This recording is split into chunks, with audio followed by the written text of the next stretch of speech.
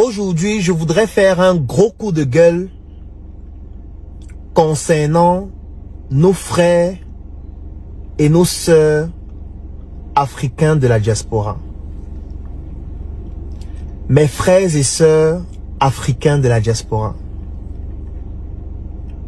je vous aime. Je vous adore. Je le dis toujours dans mes vidéos, sans la diaspora, l'Afrique ne peut pas réellement décoller sur le plan économique de manière exponentielle. Cela ne peut pas se faire sans la diaspora. Pour plusieurs raisons. La première raison, c'est le fait que les Africains de la diaspora vivent dans un environnement qui est beaucoup plus avancé que l'Afrique. Et le fait de vivre dans un écosystème aussi développé, ça entraîne forcément des frustrations.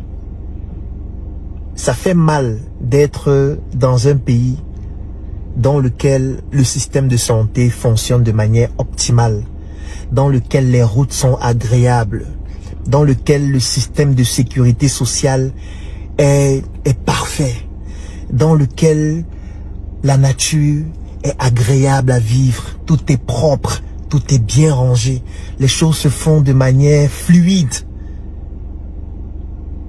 Mais dans son pays, on n'a pas tout ça. Ça frustre. C'est frustrant au quotidien.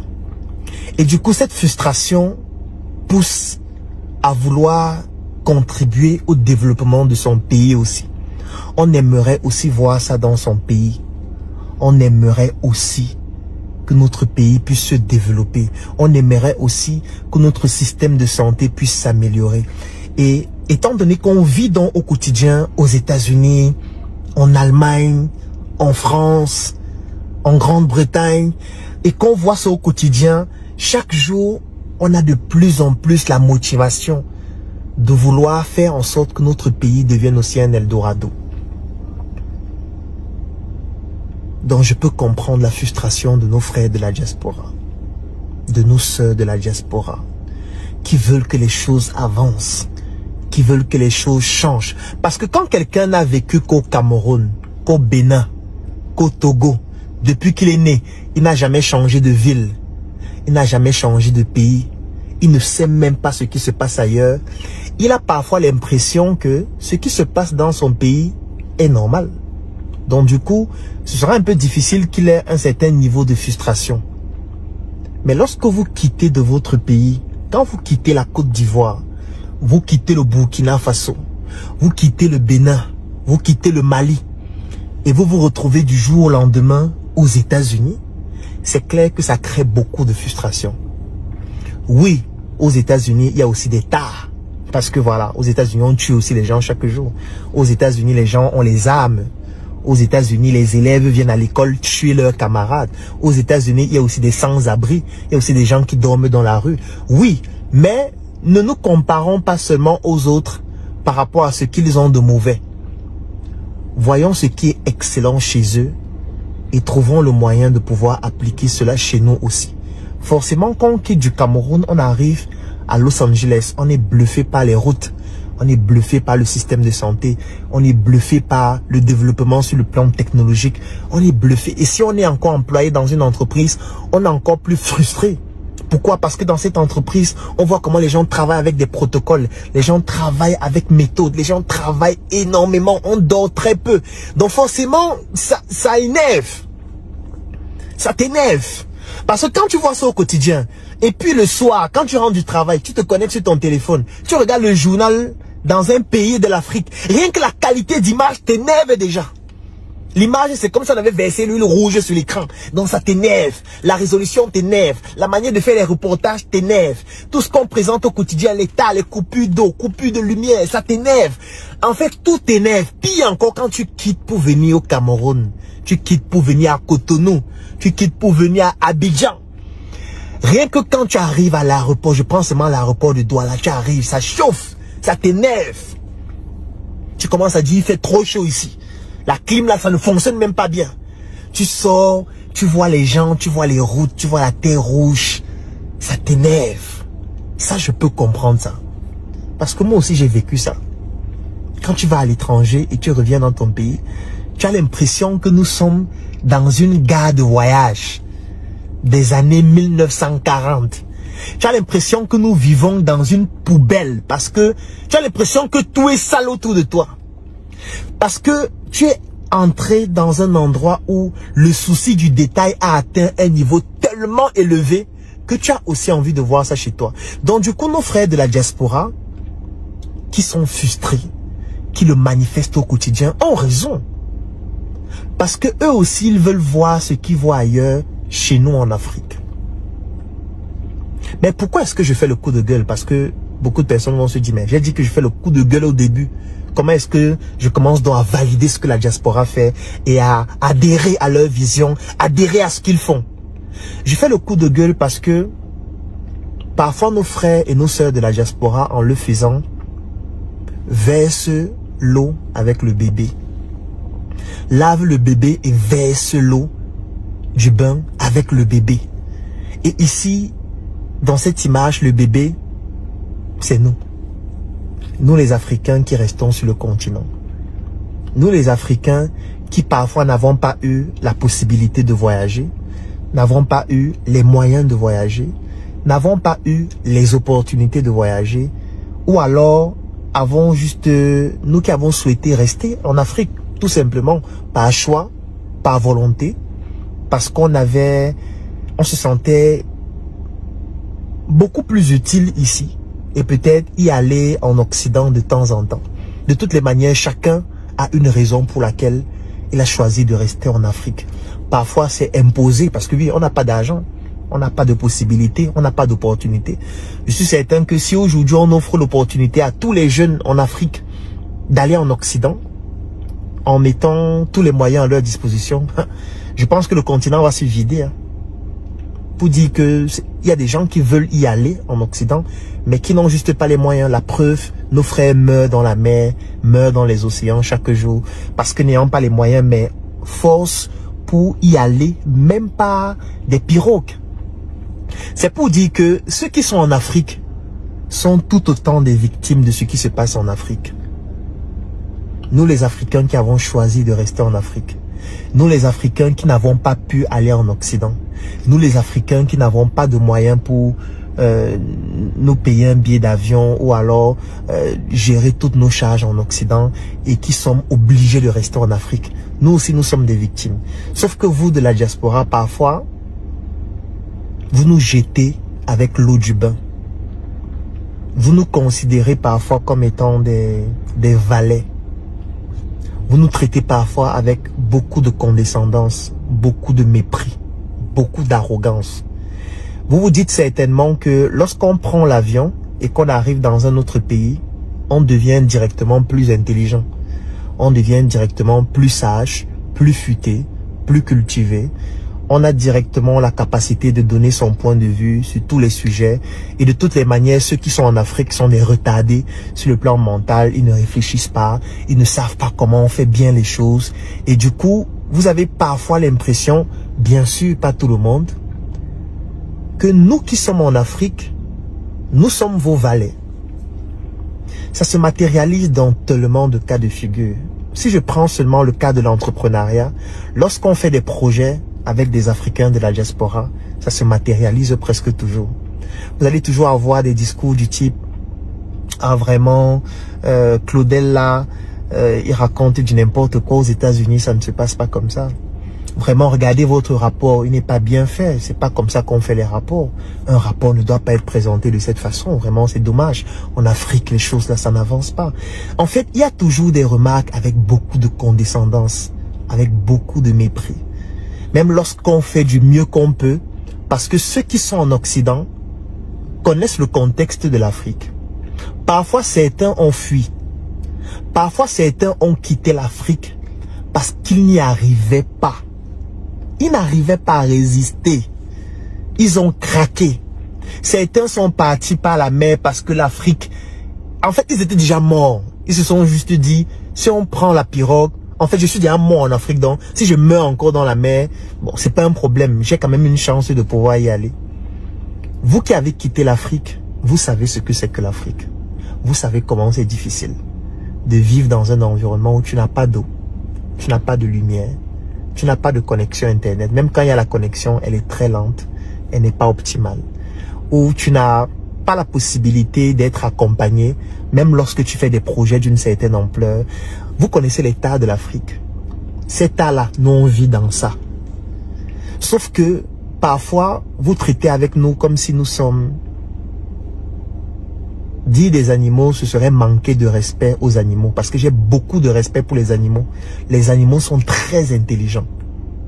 Donc, je ne peux pas dire que vous nous traitez comme les animaux parce que ce serait manquer de respect aux animaux. Ce que vous faites vis-à-vis de nous parfois, c'est un mépris extraordinaire. Chaque fois que tu interagis, la plupart des fois avec des Africains de la diaspora, c'est toujours de la condescendance. C'est du mépris. C'est des insultes voilées. On essaye toujours de parler avec hauteur, en prenant des exemples. Non, aux États-Unis, ça ne se passe pas comme ça. Non, en Grande-Bretagne, non, ça ne se passe pas comme ça. Non, quand je vois votre projet là, non, on ne fait pas comme ça. Moi, quand j'étais en Italie, j'avais travaillé dans une grande entreprise. Tu connais Ferrari? Bon, comme si nous on n'est pas sur Internet et non, on ne connaît pas Ferrari. C'est toi qui es allé là-bas. Non, à Ferrari, c'est pas comme ça, non, Claudel. J'aime pas ça. Vous ne savez pas travailler. Non, on ne rédige pas les documents comme ça. Regardez comment vous faites. Non, on ne discute pas comme ça. Lorsqu'il y a une crise, voilà comment ça se passe. Parce que moi, quand j'étais à Berlin, je travaillais avec le directeur général de Volkswagen. Voilà, on avait des protocoles. Ça ne se passait pas comme ça. Mon frère, on n'est pas à Berlin, on est à Yaoundé. Nous ne sommes pas à Washington. Nous sommes à Cotonou, sous le soleil. Est-ce que tu comprends ça? Cotonou que tu as fui pour aller à Washington. Cotonou qui t'a dépassé. Tu as décidé d'aller rester à Washington là. Nous on est resté dans Cotonou là. C'est là-bas que nous on travaille. C'est dans ce contexte-là que nous on travaille. Donc avant de venir raconter tout ce que tu racontes là, il faut d'abord apprécier ce que les Africains qui restent en Afrique font. Même si pour vous ce n'est rien. Mais sachez que lorsqu'on prend en compte le contexte dans lequel c'est fait, ce n'est pas évident. C'est pas évident d'entreprendre au Cameroun. C'est pas évident d'entreprendre en Côte d'Ivoire. C'est pas évident d'entreprendre au Mali. C'est pas évident d'entreprendre dans un environnement où tu n'as pas de deuxième chance. Ça veut dire que c'est soit réussir, soit mourir. Parce que parfois, vous venez en Afrique, vous avez vos passeports de couleur que vous connaissez. Et puis, même si ça ne marche pas, vous pouvez prendre le prochain avion et rentrer. Moi, je n'ai aucun avion que je peux prendre. C'est soit ça marche, soit ça marche. Je vais prendre l'avion pour aller où? À Fotoni. Je vais prendre l'avion pour aller où? À Douala. Je suis là au Cameroun, avec toutes les tares, toutes les difficultés, tous les challenges. Il n'y a pas d'eau, il n'y a pas de lumière, il n'y a pas d'internet, il n'y a pas de nourriture, il n'y a pas d'accompagnement, il n'y a rien. On se bat dans ça. Donc mon frère, respecte ça. C'est la moindre des choses. On ne demande même pas plus.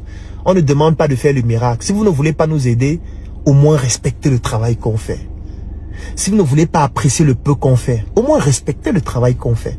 Parce que la plupart d'entre vous, vous avez fui. Ça vous a dépassé. Vous avez essayé, vous avez tapé poteau une fois, deux fois, trois fois. Vous avez fui, vous êtes parti.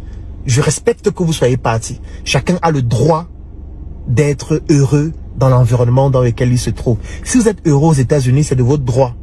Si vous êtes heureux en Grande-Bretagne, c'est de votre droit. Si vous êtes heureux en Chine, c'est de votre droit. Personne n'est obligé de rester en Afrique, ou au Cameroun, ou au Tchad, ou au Bénin. Non, personne n'est obligé de rester là. Mais respectez ceux qui sont là. Respectez ceux qui travaillent là dans le contexte dans lequel ils le font. Ce n'est pas évident et vous le savez que ce n'est pas évident. Donc, c'est un coup de gueule pour faire comprendre à nos frères et nos sœurs de la diaspora que nous sommes dans le même combat. Nous avons les mêmes objectifs. Nous nous battons au quotidien pour les mêmes causes. Maintenant, nous n'avons pas les mêmes outils. Nous ne sommes pas dans le même environnement, pardon. Nous n'avons pas les mêmes facilités. Nous n'avons pas la même perception. Mais nous avons tous en commun la même destination. Nous voulons que notre environnement, nos pays se développent et que notre continent puisse être le meilleur endroit où il faut vivre. Nous nous battons au quotidien pour ça. Certains se battent dans les hôpitaux, sans gants, sans matériel, sans stéthoscope, sans plateau technique. D'autres se battent dans les chantiers sans bottes, sans casque, sans rien. D'autres se battent pour fabriquer des produits que nous allons consommer sans accompagnement, sans financement, sans connaissance, sans école pour les préparer à pouvoir affronter ces différents challenges. D'autres se battent en étant sur Internet, en bavardant comme Claudel, en se présentant comme l'idiot du gâche, je vais dire l'idiot du marché, le fou du village, sur qui on peut cracher et raconter tout ce qu'on veut. Chacun se bat avec ses outils. Vous aussi, vous avez vos outils, on a besoin de vos outils. Vous êtes dans un environnement où il y a la technologie, on en a besoin. Vous êtes dans un environnement où il y a la finesse, on en a besoin. Nous sommes tous ignorants, mais pas des mêmes choses. Apportez-nous ce que nous n'avons pas, pour que nous puissions nous améliorer, pour que vous et nous soyons comme la clé et la serrure. C'est-à-dire, nous n'avons pas les mêmes fonctions, mais en nous mettant ensemble, la clé peut actionner la serrure pour ouvrir la porte qui va permettre à l'Afrique de se développer. Ne venez pas nous dire au quotidien que nous sommes cons, nous sommes nuls, on ne comprend rien, nous sommes faibles, nous sommes ceci, nous sommes cela. On se bat énormément pour avoir le peu de résultats que vous voyez. Peut-être pour vous ça ne représente rien, mais pour nous ça représente beaucoup, parce que nous le faisons avec fierté. Donc, soit vous mettez avec nous pour qu'ensemble, nous puissions réaliser des choses encore plus grandes, soit vous la bouclez et vous nous laissez travailler. C'est tout ce qu'on vous demande. Parce que c'est ça qui fait en sorte qu'à un moment donné, beaucoup de personnes développent des attitudes individualistes. Beaucoup de personnes ne veulent pas travailler avec d'autres personnes, surtout en Afrique. Parce que quand on se met ensemble pour travailler, certains veulent montrer qu'ils sont plus intelligents, qu'ils sont plus sages, que parce qu'ils sont dans un autre pays, ça veut dire qu'ils sont plus rusés, ils ont de meilleures compétences pour savoir ce qu'il faut faire. La compétence est à terre. Si tu es capable de fabriquer un produit comme Njoka, ou si tu es capable de faire mieux, fais mon frère. Non, on vient, on s'assoit, on regarde comment tu fais, on s'en inspire. Si tu ne peux pas faire mieux, analyse peut-être ce qu'on fait. S'il y a des choses qui clochent dessus, dis-nous Claudel, sur ton packaging, voilà ce qu'on peut améliorer. Sur le produit, voilà ce qu'on a amélioré. Moi, j'étais en Chine dernièrement, je me suis rendu compte que il y a de nouvelles formulations, par exemple, dans la transformation du plantain qui permet d'optimiser de 50%, par exemple, les déchets. Voilà comment ça se passe. Montre-nous. Fais. Montre-nous comment on fait. On va s'améliorer. Ne viens pas juste critiquer, ne viens pas juste insulter, ne viens pas juste nous montrer que toi tu es en Occident, nous sommes en Afrique.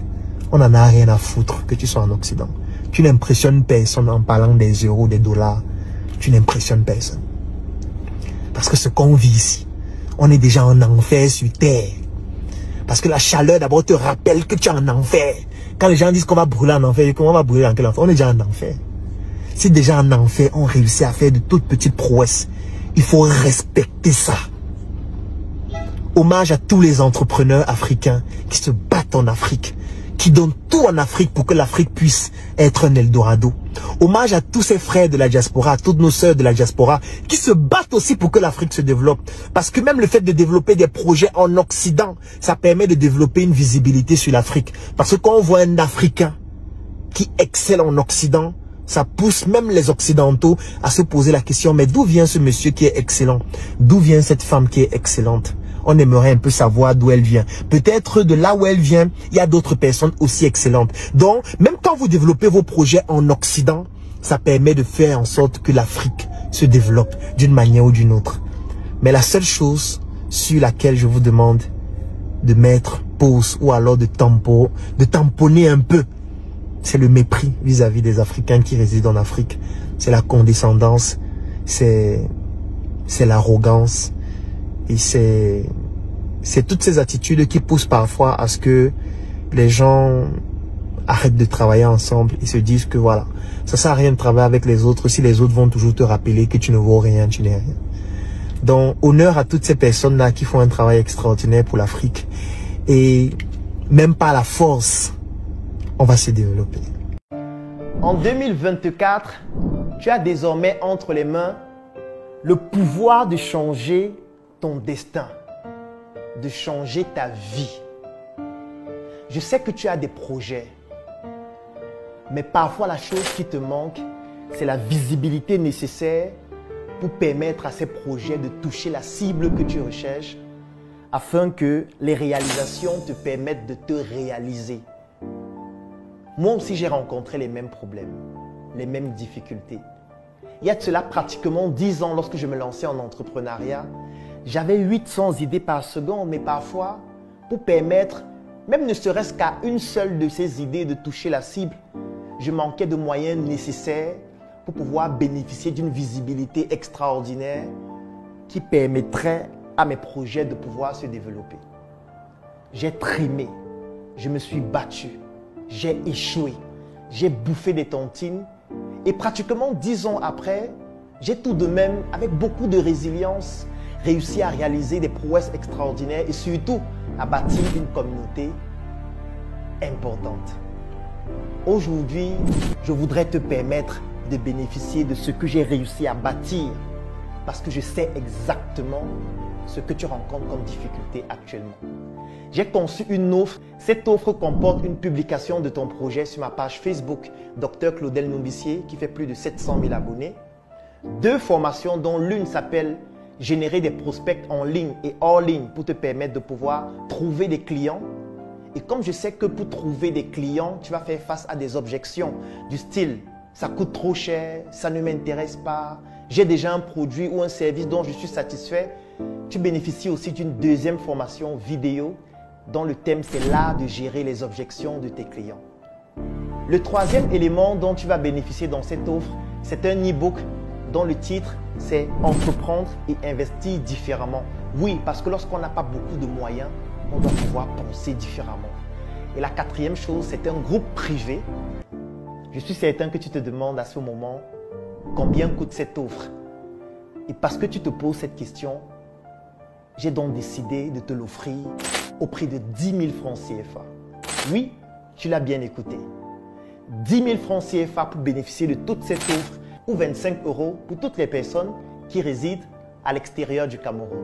L'avantage, c'est que peut-être toi, tu n'en as pas besoin, mais tu pourrais permettre à un proche, à un frère, à un ami ou à un porteur de projet de bénéficier de cette offre extraordinaire afin de lui permettre de se réaliser durant l'année 2024. Je vais laisser un lien dans la description de cette vidéo et en commentaire. Clique sur ce lien, remplis le formulaire pour bénéficier de manière exclusive de cette offre et dans le formulaire, tu découvriras aussi d'autres offres pour des entrepreneurs d'un niveau un peu plus élevé.